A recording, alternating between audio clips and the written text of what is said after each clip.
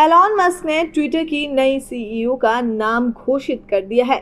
Musk ने ये जिम्मा लिंडा याकारिनो को सौंपा है। 2022 में भारतीय मूल के इंजीनियर पराग अग्रवाल को इस पद से हटाने के बाद मस्क खुद ये सरदर्दी संभाल रहे थे, लेकिन 12 मई को उन्होंने सुबह बताया कि ट्विटर के लिए नई सीईओ ढूंढ ली गई है और शाम को मस्क ने एक और ट्वीट कर लिंडा याकारिनो को अगला ट्विटर सीईओ घोषित कर दिया।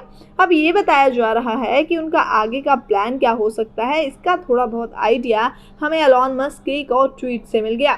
ट्वीट में एलॉन लिखते हैं कि लिंडा याकारिनो का ट्विटर की नई सीईओ के रूप में स्वागत करते हुए उत्साहित हूँ। लिंडा प्राथमिक रूप से बिजनेस ऑपरेशन संभालेंगी, वहीं मैं प्रोडक्ट डिजाइन और नई टेक्नोलॉजी पर काम करूंगा। मैं लिंडा के साथ काम कर इस ऐप को बदलने पर काम करूंगा। इससे पहले के ट्वीट में मस्क ने बताया था कि नई सीईओ 6 हफ्ते बाद अपना जिम्मा संभालेंगी। उस दौरान उन्होंने लिखा था कि ये घोषणा करते हुए उत्साहित हूं कि मैंने ट्विटर के लिए नई सीईओ ढूंढ लिया है। वो 6 हफ्ते में काम शुरू करेंगी। मेरी भूमिका एग्जीक्यूटिव चेयरमैन और सीटीओ के तौर पर होगी।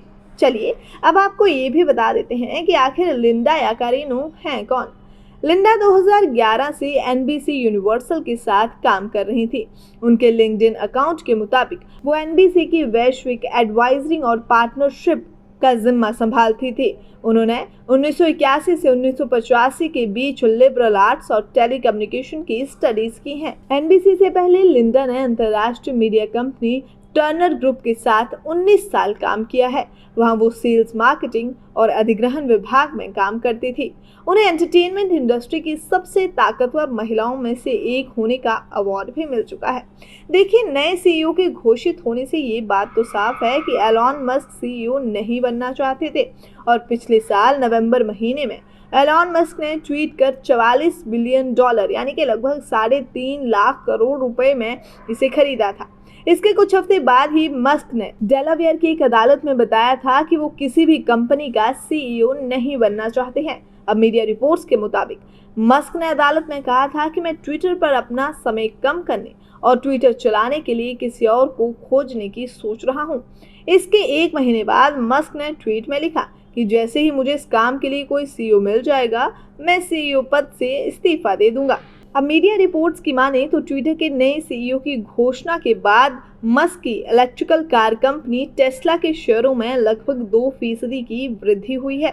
इसके शेयरधारक हमेशा से इस बात को लेकर चिंतित रहते हैं कि मस्क का कितना ध्यान ट्विटर पर खर्च हो रहा था। अब कहा यह जा रहा है कि याकारिनो की हायरिंग के बाद मस्क टेस्ला पर ज्यादा ध्यान देंगे और लिंडा लगातार ट्विटर पर मस्क को कई सारे सजेशंस भी देती हुई नजर आ रही हैं। अब ट्विटर में और क्या क्या बदलाव होंगे, ये तो आने वाला वक्त ही बताएगा।